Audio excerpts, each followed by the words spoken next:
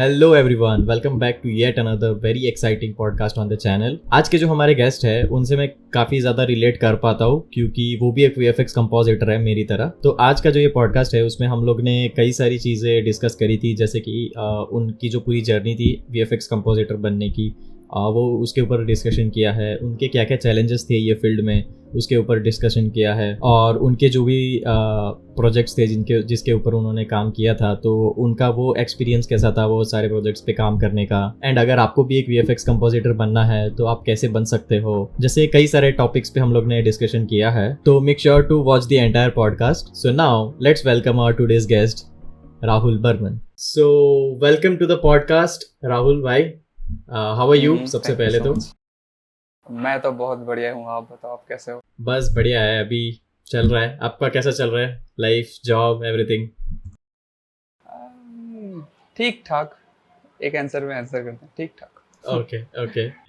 सो सबसे पहले तो पॉडकास्ट स्टार्ट करने से कि स्टार्टिंग में ही मुझे आपके बारे में थोड़ा पूछना है कि what is your journey and how how you came into the VFX industry.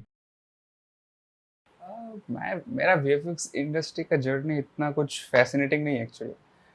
मगर एक चीज़ था कि मैंने नॉर्मल बंदों को सुना है कि वो लोग पहले कुछ और सोचते थे, फिर पता नहीं होता था, फिर आए। मेरा डायरेक्ट था। मैं सोचा था कि हाँ, मुझे वीएफएक्स आर्टिस्ट बनना है, मुझे कॉम्पोजिटर बनना है, फिर एफएक्स आर्टिस्ट बनना है। तो फिर एकदम सीन क्लियर था। ओके, तो तो क्या मतलब आ गया फिर। पहले से ही आपने डिसाइडेड था कि ओ भाई, मतलब ये। रि, रि, हाँ, क्योंकि रीज़न ये था ना कि इस फील्ड में तुम्हें डिग्री की ज़रूरत नहीं है था, एंड मैं पढ़ाई में बिल्कुल अच्छा नहीं था। ओके। ये एक रीज़न था और कोई रीज़न नहीं था।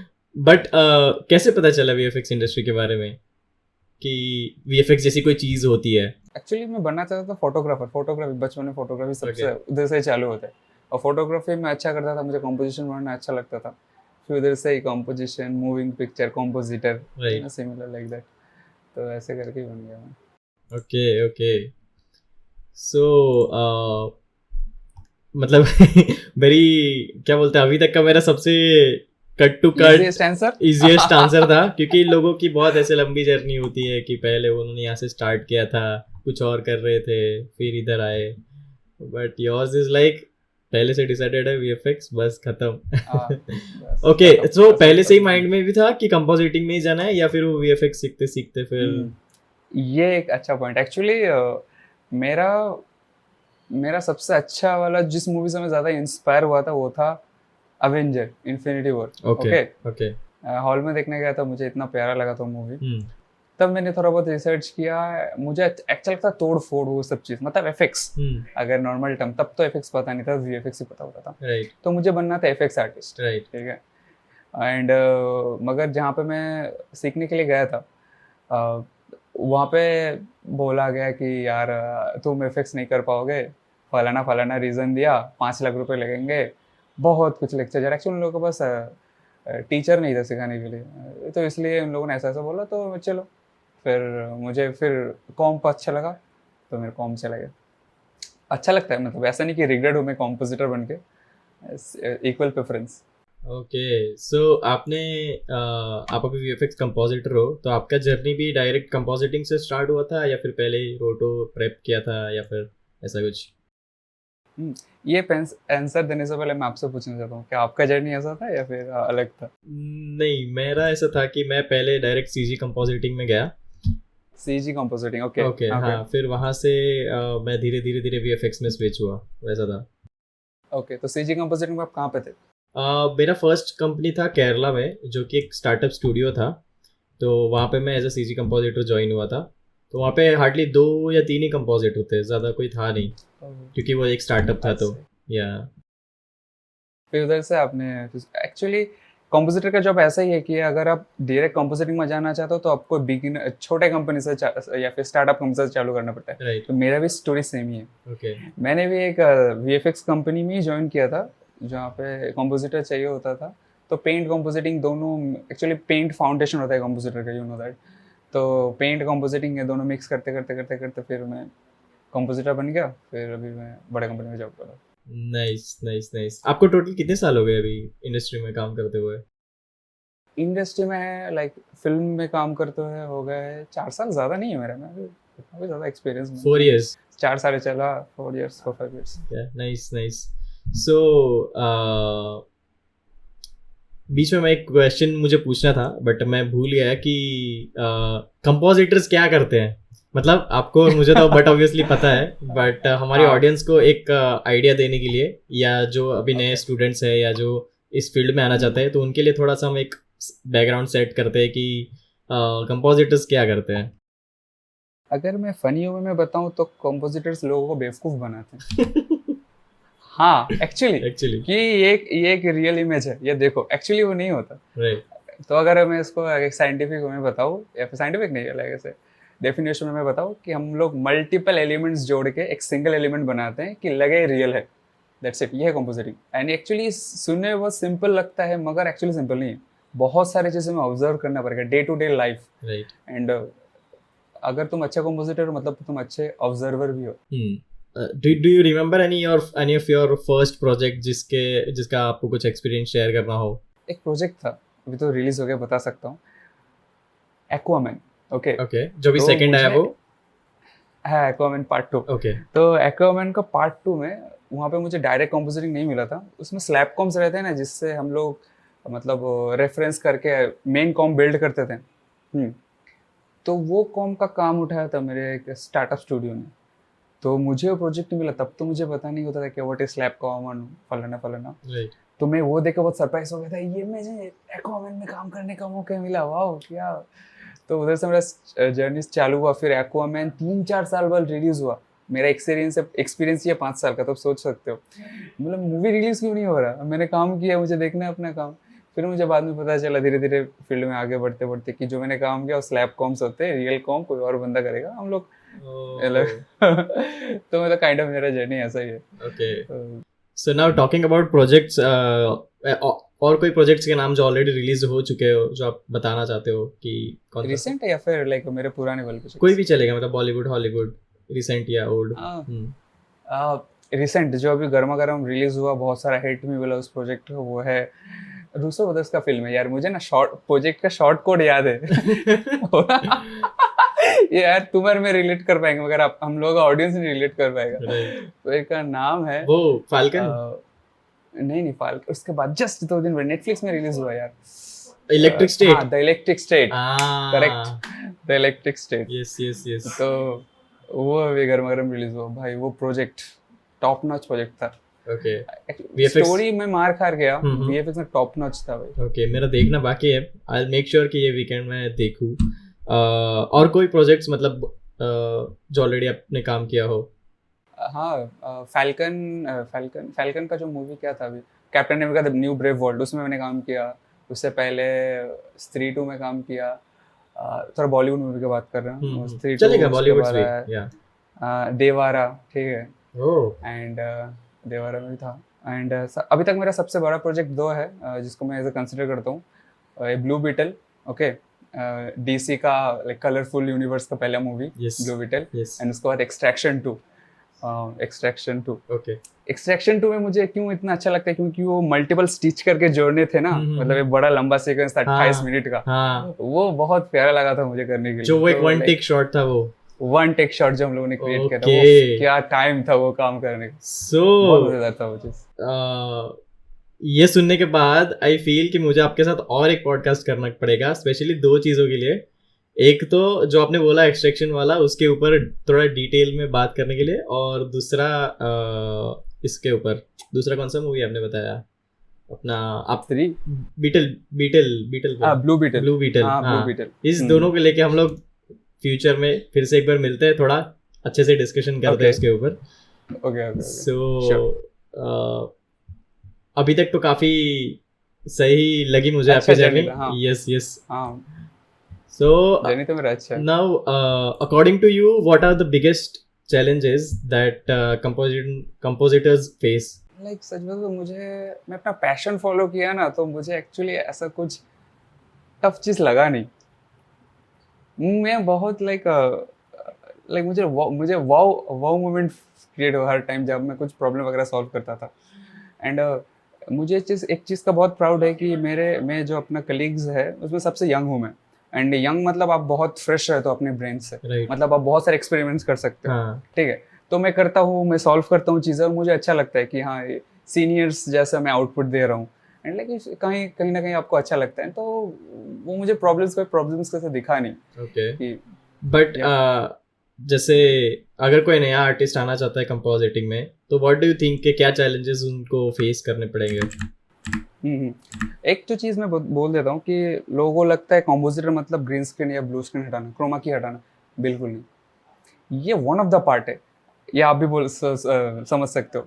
कॉम्पोजिटिंग एक्चुअली सबसे जो मुझे ट्रिकी लगता है एंड बहुत थोड़ा बहुत हार्ड होता है, वो होता है 2D कॉम्पोजिटिंग, एलिमेंट कॉम्पिंग, या फिर अगर आप स्पेसिफिकली बोल दो, राइट। क्योंकि पहले एलिमेंट को आप रेडी करते हो कंपोजिटिंग में फिट करने के लिए, फिर राइट। उसको ब्लेंड करते हो राइट। एंड जो आउटपुट निकलता है वो बहुत मस्त आता है। राइट। सीजी उसका आसपास भी नहीं हो सकता, लाइक सिमिलर। तो वही, तो ये एक चीज़ मैं बोलूँगा, जो अपकमिंग्स है, जो नए आर्टिस्ट है, तो अपने आप अपने, मेरा हिंदी ना थोड़ा गड़बड़ करता है क्योंकि मेरा मदर टंग हिंदी नहीं है, ठीक नहीं नहीं, आई गॉट इट।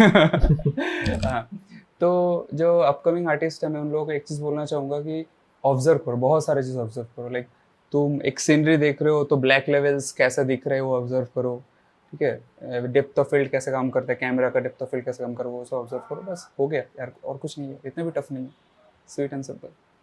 तो और आपको क्या लगता है कि कंपोजिटिंग का जॉब कंप्लीटली ऐसे टेक्निकल बेस्ड है या फिर थोड़ा बहुत आर्टिस्टिक बेस्ड है या कंबाइंड है?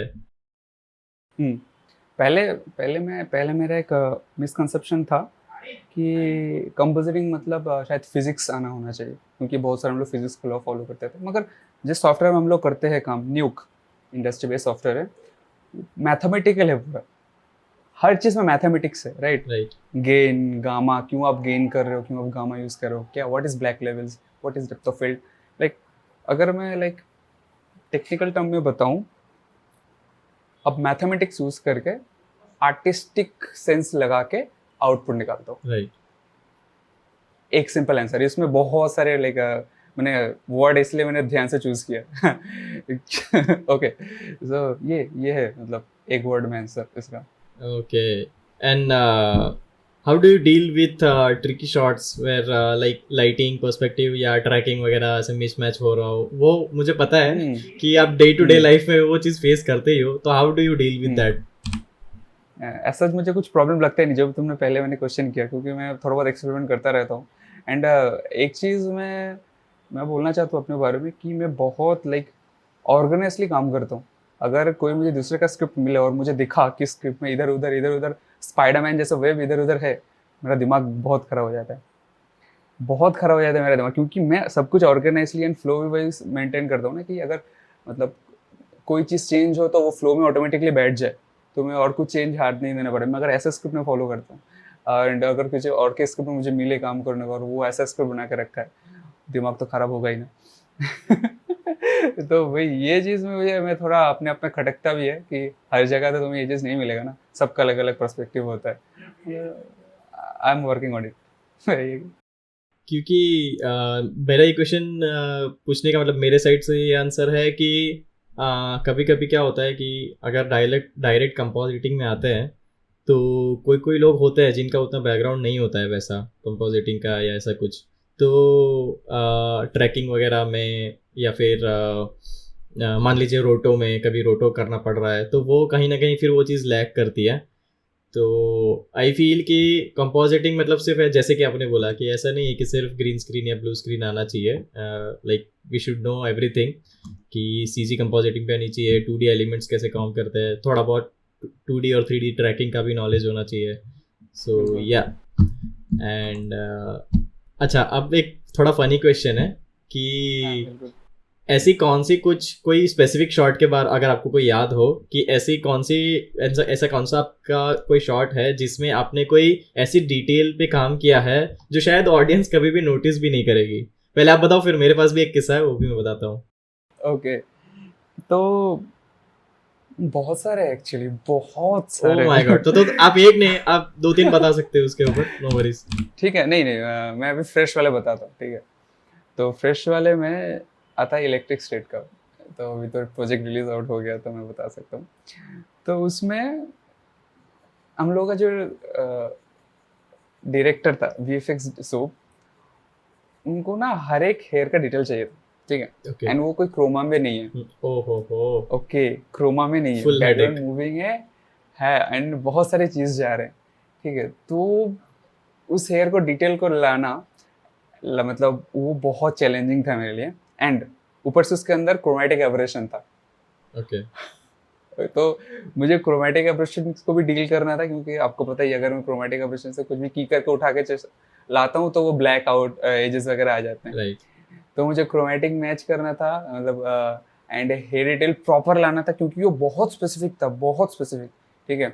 इनफैक्ट मैं वो मतलब एक्चुअली मैं सच बताऊं, मेरा आज तक का सबसे बेस्ट प्रोजेक्ट था जिसमें मैंने अच्छा वीएफएक्स किया, वो है इलेक्ट्रिक स्टेट। पता है ये मूवी कोई रिमेंबर नहीं करने वाला, किसी को कुछ खाक फर्क भी नहीं पड़ने वाला, मगर ये जो वीएफएक्स, इसमें जो वीएफएक्स हुआ टॉप नॉच है, क्योंकि अगर हर एक शॉट आप अगर उठाओगे, अब देखोगे तो आप बोलोगे नहीं कि हाँ ये मुझे फेक लग रहा है, ये मैं दावे से कह सकता हूँ, ओके। इतना इतना डिटेल में काम हुआ, क्योंकि इस प्रोजेक्ट में 1.5 साल काम किया, 1.5 साल एक प्रोजेक्ट में My- बहुत होता है, you know that. Oh my God. In fact तो अभी तक की मेरे वीएफएक्स की जर्नी में मेरा ऐसा कोई भी प्रोजेक्ट नहीं रहा है जिसमें मैंने इतने लंबे टाइम के लिए काम किया हो। सो आई एम श्योर मजा भी बहुत आया होगा ये उसके ऊपर, बहुत क्योंकि मजा एक साल मतलब बहुत बड़ा टाइम होता है। माय गॉड, अब तो पक्का ये मूवी देखनी पड़ेगी, and I am sure you got the credit, right? या I got that. Amazing amazing. So इसी के ऊपर मेरा, हाँ सॉरी, मैं आंसर देने वाला था। आपका पर्सपेक्टिव बहुत फनी है। एंटमैन एंड द वास्प क्वांटमैनिया जो मूवी आई थी ना, उसमें एक शॉट आता है जहाँ पे, आपने देखी है ना वो मूवी? नहीं एक्चुअली नहीं, मैंने इतने सारे दोस्त ने फ्लॉप बता दिया, मेरा मूड ही खराब हो गया। तो उसमें आई गेस वो ट्रेलर में भी शॉट है, तो उसमें क्या है, वो अच्छा। एंटमैन है ना, वो एक जगह पे खड़ा होता है और वो नीचे जंप करने वाला होता है, बट उसके पहले ना वो थोड़ा बहुत कन्वेशन वाला पूरे शॉट्स है वो पूरे ब्लू स्क्रीन पे शूट हुए थे। तो वहां पे लेंस डर्ट बोल के एक चीज होता है, राइट, जो हम लोग बिल्कुल। कॉर्नर्स में वगैरह ऐसे डालते हैं, लेंस डर्ट। हाँ हाँ अब लेंस डर्ट ऐसे सुनने में क्या लगता है कि हाँ ठीक है, लेंस पे थोड़े बहुत जो डर्ट होते हैं वो थोड़ा बोके में ऐसे दिखेगा, फ्रेम में वो अच्छा भी दिखता है, हाँ। कोई कोई ऐसे इस हाँ। तरीके के शॉट में। बट उस चीज में क्लाइंट ने इतना खेला था कि वो डर्ट से किसी को कुछ फर्क भी नहीं पड़ता, वो वहां पे है नहीं है उससे कुछ फर्क नहीं पड़ता, बट क्लाइंट ने इतना खेला था, मुझे अभी भी याद है, वो कम से कम 4 से 5 बार उसके रीटेक हुए थे। मतलब आज मैंने भेजा, फिर कल वहां से रिव्यू आता है, नहीं नहीं ये अच्छा नहीं लगा, थोड़ा और कुछ पैटर्न बना के दिखाओ। अरे किसी को कुछ पता ही नहीं चलेगा वो लेंस डट है वहां पे। बट ऐसा होता है गाइस, छोटी छोटी डिटेल्स पे ऐसे बड़े बड़े जो क्लाइंट्स होते हैं मार्वल जैसे, वो खेलते हैं। अरे यार तुमने लेंस डट तो मान लो विजिबल है, कोई फ्रेम ऑफ करके देखी जाएगा यार, मुझे ऐसे करेक्शंस मिले हैं ना जो आरजीबी चैनल्स में जाकर देखने पड़ते थे, नॉर्मल अब देखोगे तो व्यू नहीं होंगे, आप आरजीबी चैनल्स में जाओगे देखोगे समझ में आएगा ओके यहाँ पे कुछ करेक्शन, या फिर आप पूरा गामा अप कर दोगे, पूरा गामा अप या फिर पूरा गामा डाउन तो भी दिख रहा होगा, ऐसे भी करेक्शन बहुत कौन देखेगा, अगर वही कौन इसको पॉज करके देखेगा, ये गामा डाउन कर रहे हैं मुझे देखना है इसमें क्या डिटेल है। वही। और इसके ऊपर ही मेरा दूसरा सवाल है कि आप आपका अभी तक के करियर का कोई ऐसा शॉट जो आपको बहुत ज्यादा चैलेंजिंग लगा हो, कि मतलब उसको निकालते निकालते हालत खराब हो गई हो, मतलब स्टार्ट तो आपने बहुत अच्छे से किया हो, बट जब वो शॉट खत्म होने वाला होता है तब आपकी ऐसा लग रहा है बस अभी चला जाए, बस हो गया मेरा। ये काइंड ऑफ कोई अगर बहुत एलिमेंट्स है कॉम्प में और उसको मतलब आखिरी स्टेज गॉन्टलेट वाला स्टेज, तो उस स्टेज में जब पहुंचता है मतलब बहुत सारे मल्टीपल, मतलब ये मैं अभी अपना फ्रेश वाला एक्सपीरियंस से बताता हूँ, जो इलेक्ट्रिक स्टेट जो शॉट उसमें जो रोबोट था, कभी ओवरलैप है, ठीक है, हाथ पीछे आ रहा है हाथ आगे आ रहा है, तो 3D 2D के साथ मर्जिंग, एक बार मतलब मास्किंग करके सामने लाना है पीछे लाना है, तो ये अगर मान लो 750 फ्रेम या फिर 1000 ऐसा कुछ शॉर्ट फ्रेम रेंज है आपके पास, हर शॉट में आपको मेंटेन कर रहा हो डेप्थ ऑफ फील्ड, डेप्थ भाई, तो दिमाग खराब हो जाएगा, तब तो लगेगा ना एंड में कुछ भी करके चला जाए ये बस खत्म हो जाए। भाई मुझे पता है मेरा जो टीम लीड था वो एक शॉट किया था, 1.5 महीने से एक शॉट किया था, ठीक है, जब वो शॉट फाइनलाइज हुआ ना भाई हम लोग क्लैप कर रहे थे, भाई हो गया शॉट निकल गया, मतलब 1.5 महीने एक शॉट, 1 महीने मतलब एक शॉट में 1.5 महीने बंदे ने बिता है। वाओ। ओके, मेरा भी इसमें एक एक्सपीरियंस अगेन एंटमैन का ही है। उसमें एक शॉट था जो फुल सीजी शॉट था, उसमें कुछ नहीं है, एक स्पेसशिप ऐसे जा रहा है बस, और वहाँ पे यार उसको क्या बोलते हैं, मुझे एग्जैक्ट याद नहीं आ रहा है, बट बेसिकली वहाँ पे कुछ एक धमाका जैसा हुआ है, मैं स्क्रीन पे डाल दूंगा वो शॉट। एक धमाका जैसा हुआ है और वहाँ से बीच में से स्पेसशिप जा रहा है, ऐसा एक शॉट था। Full CG shot, full deep layers, ये वो 1.5 महीने चला था वो शॉट, और लास्ट में मेरे जो ऐसा हो गया था बस अभी चले जाए, क्योंकि वो लोग वही अपना क्रिएटिव वाइज वो इतना खेले थे वो शॉट में, और वो शॉट हार्डली 35 फ्रेम्स का था। ओह क्या दिखेगा उसमें, बस ऐसे स्पेसशिप जा रहा है, खत्म। हाँ एग्जैक्टली 35 फ्रेम्स मतलब मुश्किल से 1 सेकंड 1.2 सेकंड हाँ। समथिंग। ऐसी कोई मूवी जो आपने थिएटर में देखने गए हो जिसमें आपको पता है कि आपका क्रेडिट आने वाला है, एंड पूरी मूवी आपने देखी, और जब जब वो आपके शॉट्स आए तो आपको ऐसा लगा हो कि यार अरे इस पे मैंने काम किया था, ऐसा कुछ, ऐसा कोई एक्सपीरियंस आपका? मैं एक चीज़ एडमिट करता हूँ, मैं थोड़ा नार्सिसिस्ट बंदा हूँ, ठीक है। बताया ना आपको नार्सिसिस्ट क्या होता है। हाँ, तो मैं थोड़ा वो बंदा हूँ। तो अगर मैं अपने फैमिली मेम्बर्स या फिर जो वीएफएक्स फील्ड में नहीं है उन लोगों के साथ जा रहा हूँ मूवी देखने, और मैं उस मूवी में काम कर रहा हूँ, तो जब जब मेरा शॉट आए तो मुझे फीलना चाहिए हाँ ये बंदे ने काम किया, ठीक है। थोड़ा मुझे वाह वाह मिलनी चाहिए, मुझे ऐसा फील होता है। अरे यार होता है ना अपने हाँ में। होता है बिल्कुल। तो ऐसा बहुत सारे मूवीज के साथ हुआ है। तो मेनली 2 मूवीज मैं बताना चाहता हूँ। एक था सबसे मेरा मतलब बड़ा मूवी जब बड़े पर्दे में देखा, वो था ब्लू बीटल, ठीक है। ओके। क्योंकि उसमें हम लोगों को आई मैक्स में स्क्रीनिंग करने का मौका मिला था ऑफिस की तरफ से ही, ठीक है। इससे पहले मैंने कभी आई मैक्स नहीं किया था भाई, कितना बड़ा स्क्रीन, ठीक है, जाइंट स्क्रीन। हैदराबाद में एक ही है शायद, पूरे इंडिया में 2 है दो शायद, है। मे बी मुझे, हाँ।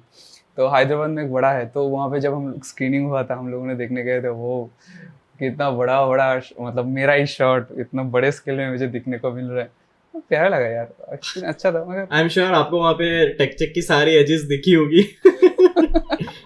मगर वो प्रोजेक्ट इतना अच्छा किया था कि टेक चेक मतलब अच्छा था, मतलब कोई पकड़ नहीं पाए। वही कि मतलब अगर आप मार्वल या फिर डीसी के लिए काम करते हो ना, तो आप हर एक स्टेज में मतलब जैसे स्लैब में हो गया, मतलब फर्स्ट पास में, फिर अब मतलब क्रिएटिव लोग अप्रूवल है, फिर टेक चेक में, हर स्टेज में आप फाइनल आउटपुट ही देते हो, नहीं तो वो चीज़ आगे नहीं बढ़ेगा।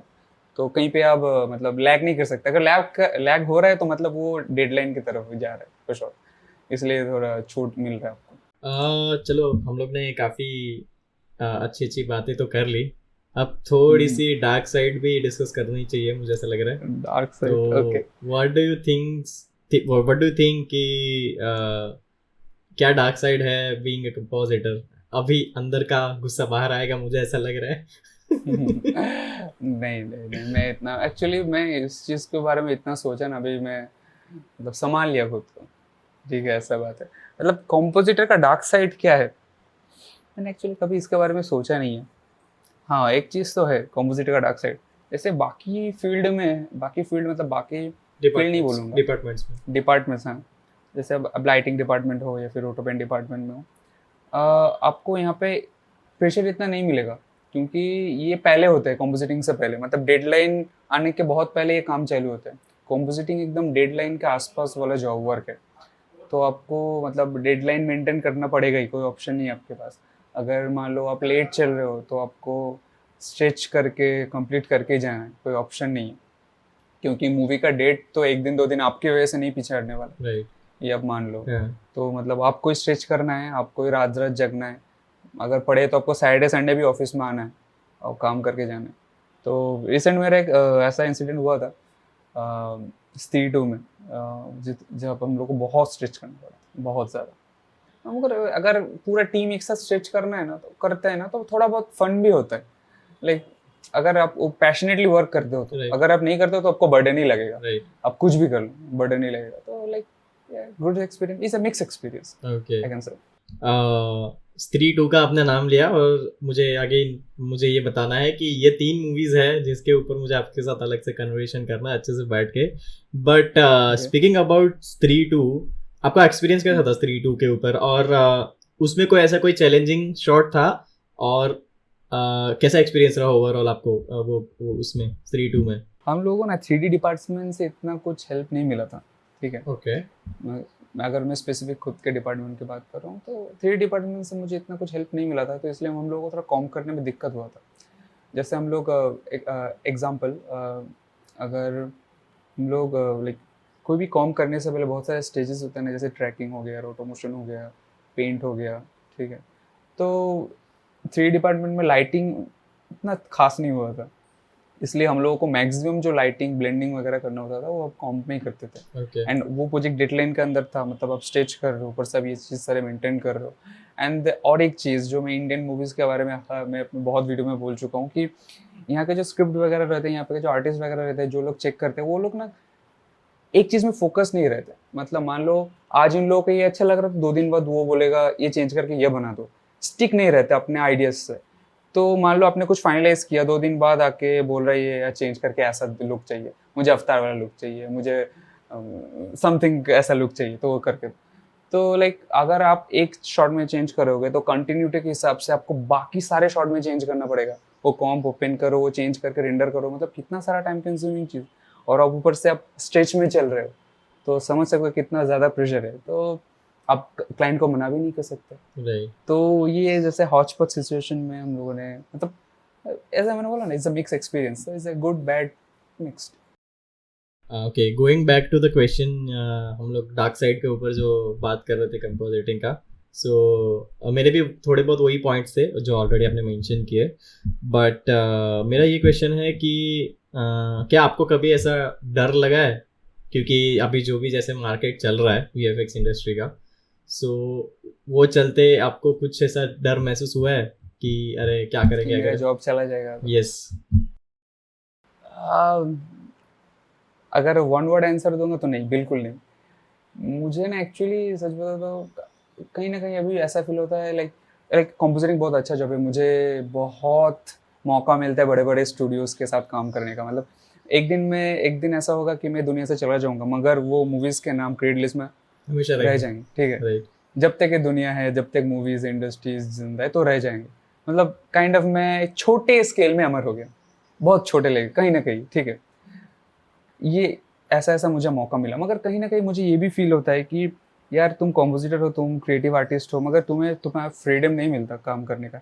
तुम्हें तुम्हें वो क्रिएटिव लिबर्टी नहीं मिलती, क्योंकि रीज़न भी है उसके, मतलब उसके पीछे। क्योंकि एक डायरेक्टर का जो विजन है वही हम लोगों को अपने वे में, आर्टिस्टिक वे में करके देना होता है। तुम अपना क्रिएटिविटी नहीं लगा सकते। तुम्हें लगना चाहिए कि इसका हैट का कलर ब्लू होना चाहिए, तो वो तुम्हें क्रिएटिव लिबर्टी नहीं मिलेगा। राइट। वो डायरेक्टर या फिर तुम्हारे लीड वही तुम्हें बोल देंगे कि यही तुम्हें करना है, तुम अपने क्रिएटिव वे से, अपने टेक्निक से वो उसको अचीव करके तुम उन लोगों को दोगे। तो यहीं पे जो लिबर्टी नहीं मिलता, तो कहीं ना कहीं मुझे लगता है यार, तो अगर खुद का प्रोजेक्ट करूंगा तो मैं वो अपना, चीज़ हाँ। मुझे मिलना चाहिए।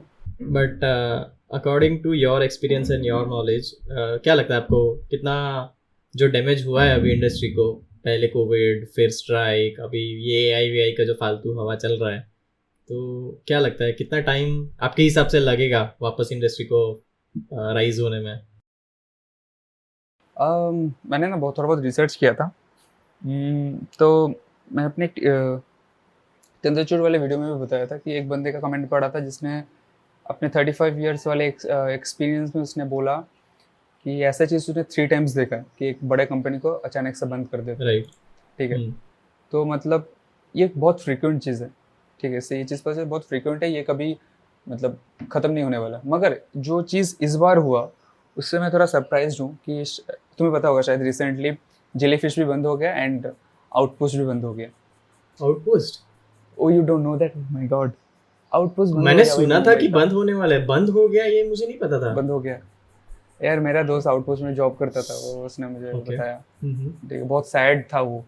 तो जो भी है, तो 3 कंपनी एक साथ बंद हो गए, ठीक है, बड़े वाले। तो like I don't think so ये पहले कभी हुआ होगा राइट। पूरे वीएफएक्स के ऐसे कम्युनिटी में।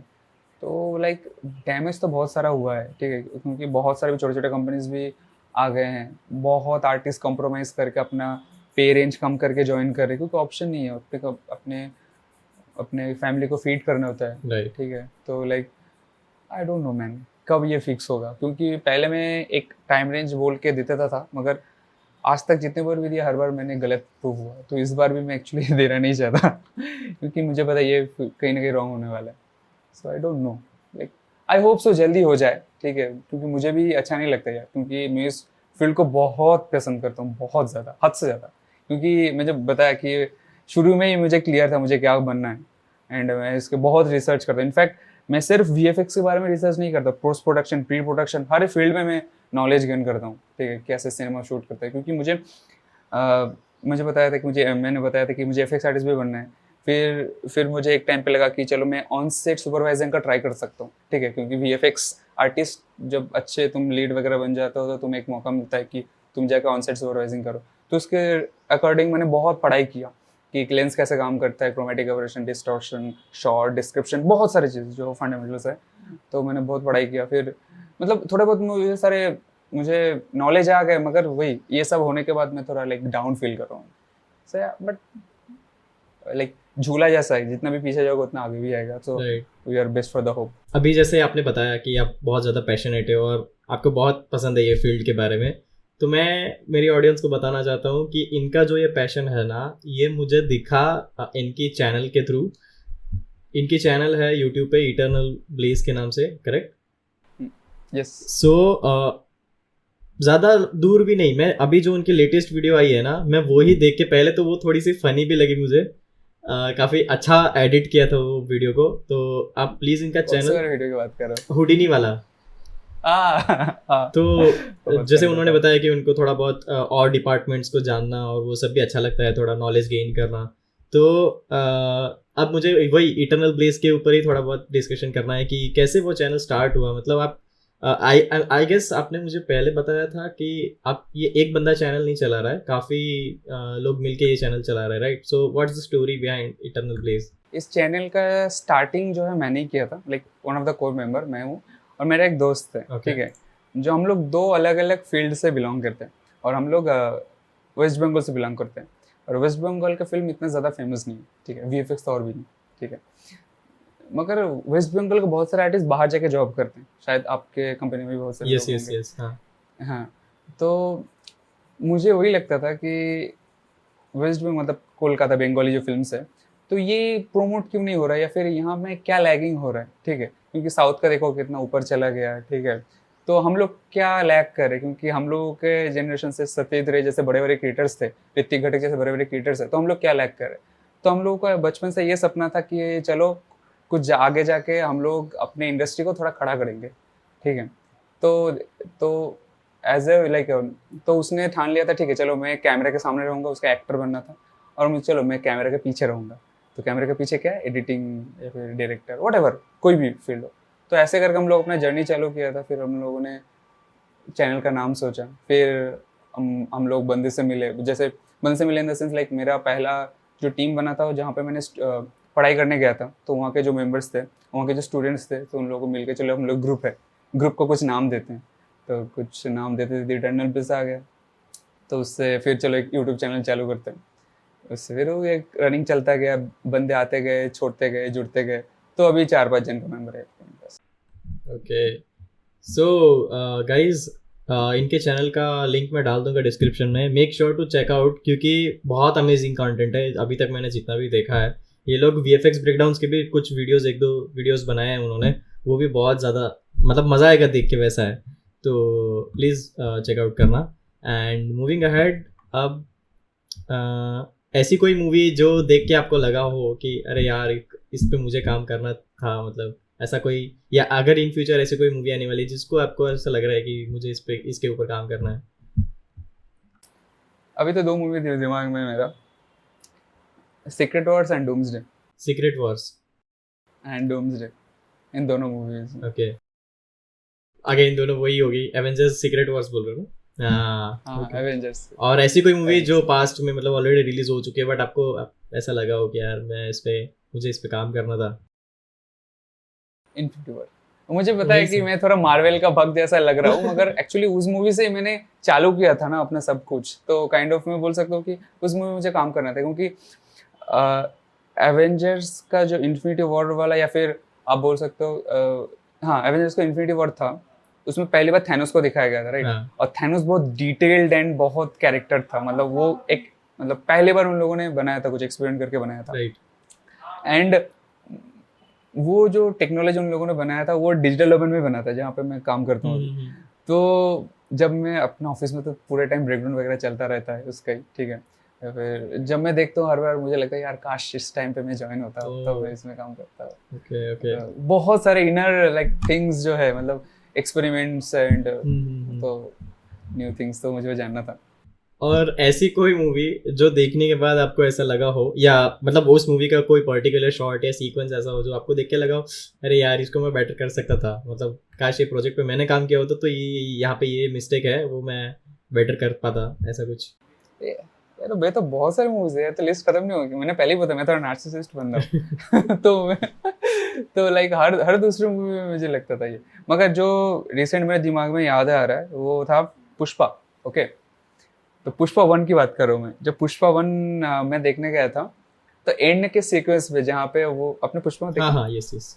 मतलब एंड के सीक्वेंस में जो वो शेखावत के साथ बैठ कर दारू पीते हैं ना, हाँ फिर एक दूसरे के कपड़े उतारते हैं, ठीक है, वो वाला जो सीक्वेंस चालू जो होता है तब एक शॉट था पुष्पा के पीछे ना आग जलता रहा, हाँ ठीक है। एंड हम लोगों का आई ना थोड़ा डेवलप हो गया कि अगर कोई भी फ्लॉ हो तो हम लोग को दिख जाता है। राइट।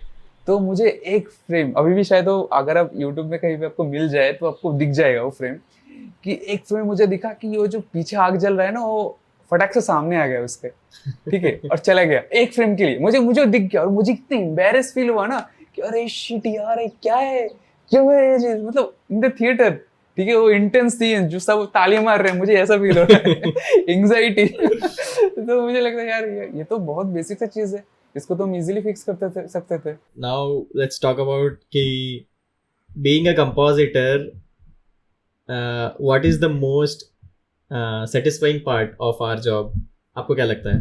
सच बोलो तो कंपोजिटर सेटिस्फाइंग बहुत सारी चीज़ है। वन ऑफ द लाइक मुझे लगता है लाइक कंपोजिटर को एक अच्छा एक अलग वैल्यू दिया जाता है इंडस्ट्री में कि हाँ मतलब ये लोग चीज़ों को फाइनलाइज करते हैं, Right. इन लोगों के पास पावर रहता है थोड़ा। हम्म। ये तो वो सुन के अच्छा फील होता है, मगर एक्चुअली होता कुछ नहीं ऐसा। सारे डायरेक्टर एंड उसमें लोग सुपरवाइजर वही संभालते हैं, मगर वही फील होता है ना काइंड ऑफ कि ओके ये लोग कंपोजिटर अच्छा काम करते हैं। अच्छा, एक बात बताओ, अगर आप कंपोजिटर नहीं होते आज आज के डेट में तो क्या कर रहे होते? वीएफएक्स फील्ड में नहीं होता है फिर कंपोजिटर नहीं होता, तो अलग चीज़ है। हाँ, या वीएफएक्स फील्ड में कौन ही सा नहीं है? होते, या हम्म। तो शायद मैं फिल्म मेकिंग में चला जाता, मतलब कैमरा डायरेक्शन ऐसे। हाँ हाँ हाँ। मतलब एक्चुअली वेस्ट बंगाल का कल्चर कुछ ऐसा है ना कि आप बचपन से आर्ट सीखते हुए बड़ा होते हो, आर्ट या फिर आप गाना डांस ड्राइंग कुछ भी आर्ट तो सीख के बड़े होते हो आप, मतलब आर्ट की तरफ आपका पैशन ज़्यादा झुकता रहता है। राइट। तो मेरा पैशन वही होता कि मैं डायरेक्टर बनता या फिर film cinematographer something. Okay, amazing.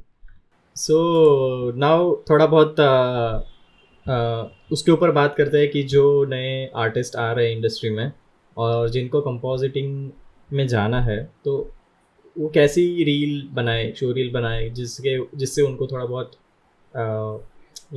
First job मिलने में उनको थोड़ा आसानी रहे।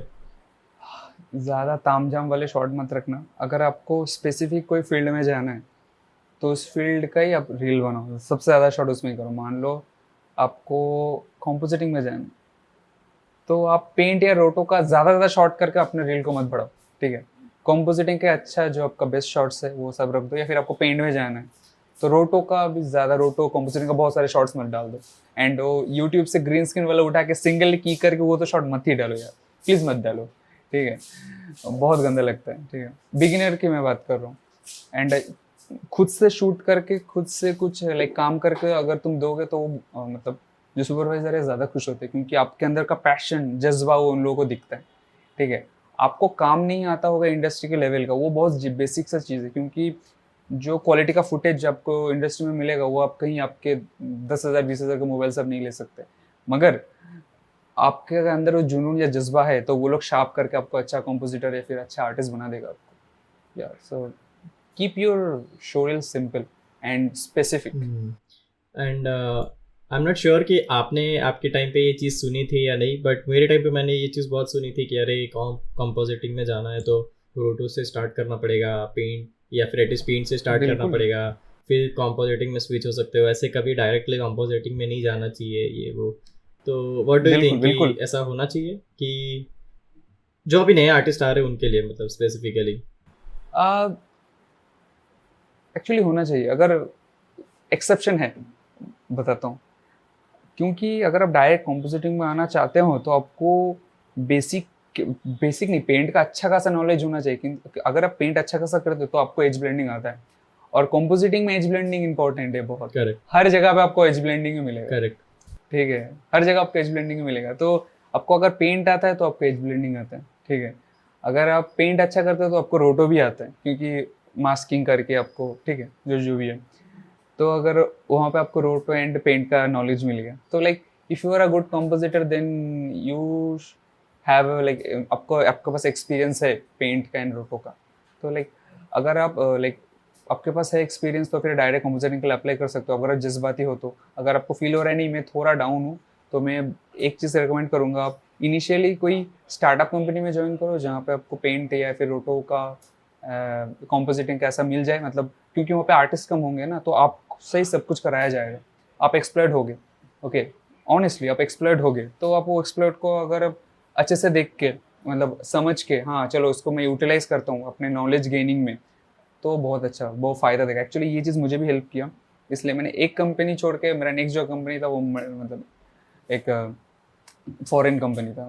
क्या बोलते हैं फिर इंडस्ट्री में फॉरेन कंपनी को क्या बोलते हैं, एमएलएम क्या, एमएलएम क्या, भूल गया मैं, एमएनसी। जो भी है, एमएनसी, हाँ मल्टीनेशनल कंपनी, ठीक है, एमएनसी। तो वही कि मेरा सेकंड कंपनी एमएनसी था। इसके ऊपर से मुझे एक इंटरेस्टिंग मुझे सवाल आ रहा है कि आपको कभी ये चीज़ फेस हुआ कि अरे यार काश मैंने पेंट किया होता तो मैं यहाँ पे नहीं अटकता, या ऐसा कुछ है कभी भी आपके इतने? कभी नहीं? No regrets, no regrets. एक जगह रहता है मगर मुझे लगता नहीं वो इम्पोर्टेंट है ज़्यादा, वो है सीक्वेंस पेंट। यस। वो है सीक्वेंस पेंट, और कहीं पे मुझे लगता नहीं, मगर सीक्वेंस पेंट कहाँ लगेगा, बहुत। उसके लिए डेडिकेटेड डिपार्टमेंट है, आपको दे देगा ना, चलो पेंट वाले को दे दो।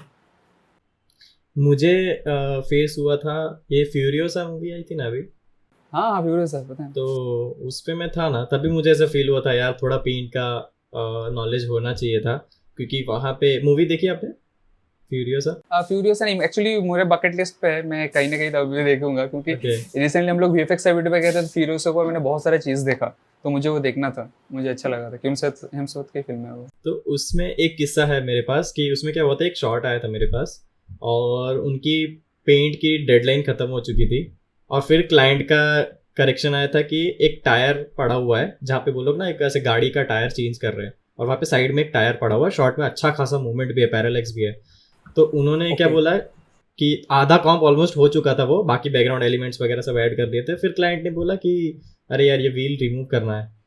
तो उस टाइम पे फिर वो शॉट मेरे पास ही था, बट वो ना जैसे थोड़ा बहुत 2-3 प्लेट का क्लीन प्लेट करके स्टिच करके फिर चिपकाना थोड़ा थोड़ा लेंदी प्रोसेस था, मुझे पता था, बट मैं वो रिस्क नहीं लेना चाहता था क्योंकि डेडलाइन का टाइम था, और मैं ऐसे लीड को बोल दूँ हाँ हाँ मैं कर लूंगा और फिर मैं फंसा तो इंप्रेशन खराब हो जाएगा।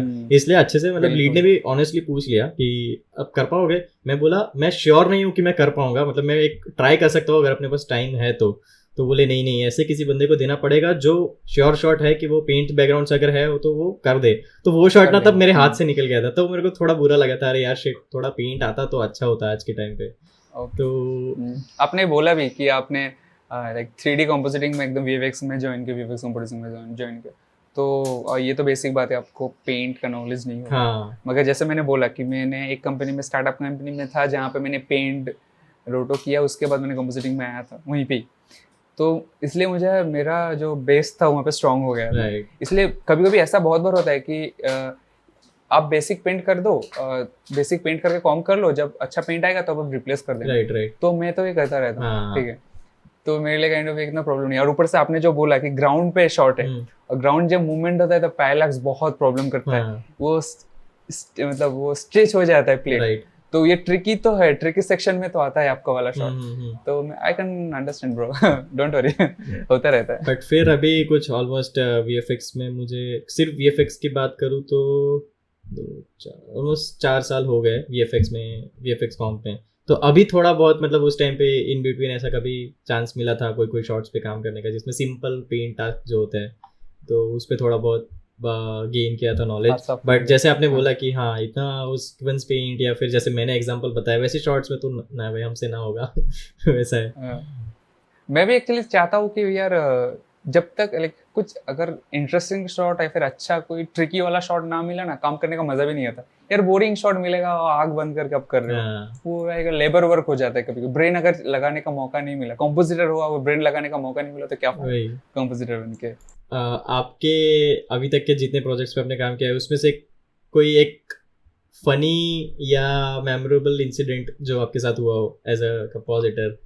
फनी से तो शायद याद नहीं आ रहा, मगर मेमोरेबल इंसिडेंट तो बहुत सारे। जैसे ऐसे लाइक प्राउड वाला मोमेंट बोल सकता हूँ मैं अपने आप को, कि मैं जब ज्वाइन किया था, जैसे जूनियर कॉम्पोजिटर ज्वाइन किया था, तो उसके बाद जब 1 साल के बाद मुझे अच्छा खासा जब पाइपलाइन का नॉलेज हो गया, कैसे वर्क होता है शॉटगन से, आसपास का रेफरेंस देख के अच्छे खासे कैसे काम करते हैं, जब इसका नॉलेज हो गया था, तब एक शो आया था। यार मुझे ना शॉर्ट कोड याद आ रहे, प्रोजेक्ट का नाम क्यों नहीं याद आ रहा? सिटाडेल। ओके, सिटाडेल, हॉलीवुड के। हाँ, हाँ ओके, सिटाडेल आपने देखा? नहीं देखा। नाम तो सुना नाम होगा तो ना? सुना है, तो yes, yes। हाँ, तो प्रियंका चोपड़ा का फिल्म है, ठीक है। और उसमें एक लड़का है जो इटर्नल्स में सबसे ज्यादा पावरफुल रहता है, वो लड़का। हाँ। या फिर गेम ऑफ थ्रोन्स में जो एक्चुअली रहता है, हाँ। रॉब Yes, नरॉन, yes। कुछ भी। हाँ, तो वो उन दोनों का फिल्म था वो। तो उस फिल्म में वो बहुत मतलब 9/11 शो था। वीएफएक्स फिल्म में आपको पता है 9/11 मतलब जल्दबाजी में जल्दी करना है, 9/11 वाला टक्कर नहीं, ठीक है। तो वो 9/11 वाला शो था, वो इमरजेंसी वाला शो था। तो उसमें मुझे कॉम्प दिया गया था, तो मैंने वो कॉम्प बनाया। उसमें कुछ रेफरेंस नहीं था, तो मैंने बनाया और मैंने उसको प्रेजेंट किया। तो वो उसको मास्टर शॉट बोल दिया था, मतलब इसको देख के अभी बाकी सीक्वेंस का शॉट होगा। तो मतलब आप लीड है, आप सीनियर आर्टिस्ट, आपके पास लीड है, ऊपर से मतलब मैं एज ए जूनियर कंपोजिटर मैंने जो काम किया उसको देख के अब बाकी शॉट्स होगा, तो आपको प्राउड मोमेंट तो फील होता ही होगा। राइट। तो ऐसा एक सीन था। नाइस। सो आई थिंक हम लोग ने काफ़ी सारे टॉपिक्स को ऐसे हल्के ऐसे टच किए, but I want to make at least 2 or 3 more podcast with you, कि आपके वो स्पेसिफिक कि जहाँ पे हम लोग सिर्फ वो Okay. पर्टिकुलर प्रोजेक्ट के बारे में बात कर रहे हैं।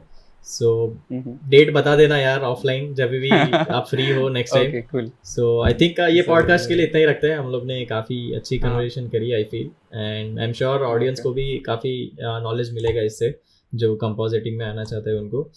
So thank you so much Rahul. Thank you so much. मुझे यार आपने चैनल में आने का मौका दिया। ऐसा तो मुझे कोई पहचानता नहीं है, कौन बजाने का, कौन है, क्या इटर्नल वेस्ट, कौन है राहुल। शायद कुछ आगे जाके कुछ कर लूँ फील्ड में, इंडस्ट्री में, यस कि थोड़ा बहुत लोग जाने। डेफिनेटली। Passionate, exactly. सो देखते हैं फिर।